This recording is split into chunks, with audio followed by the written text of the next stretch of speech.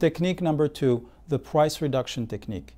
In a price rebate or reduction scenario, you are essentially reducing your offer to the seller by the excess commission or rebate we just computed, while telling the seller your buyer's agent agreed in getting less in commission. Obviously, the reduced commission agreement should be either part of your buyer-broker agreement or in a separate written agreement signed by your agent and his or her broker. The second technique is my personal favorite because it has 3 advantages. Number 1, rational sellers always think in terms of net, meaning how much they will net from the sale after all commissions, closing expenses, and their loans have been paid. Sellers rarely have a problem with it because the lower contract price typically results in savings in seller's agent commission and closing costs, and the seller will usually net more than if the property sold at the higher price with the full commission. Number 2, it prevents the potential accounting and tax complications of the buyer receiving money at closing. Number 3, it is more acceptable when buyers are financing because typically lenders don't allow financed buyers to receive money at closing. To keep things simple, let's use the same example as earlier to see what it looks like. Technique number 2, example of price rebate reduction.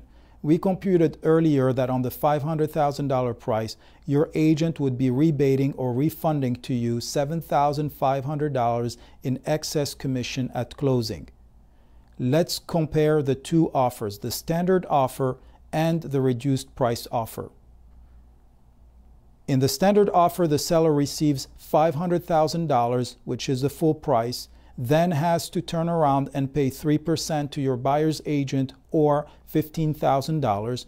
Therefore, the net to the seller in the standard offer is $485,000, but you as a buyer receive $7,500 at closing. In the reduced price offer, the $500,000 offer is reduced by the $7,500, which means that the new contract offer is $492,500. The seller has only to pay 1.5% or $7,388 to your buyer's agent, therefore netting $485,000 and $112.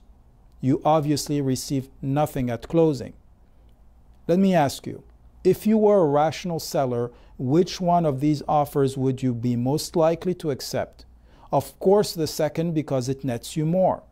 You can have your agent prepare this easy comparison chart with your numbers and include it with your offer to show the seller that they will net at least the same amount, if not more, despite the price being lower.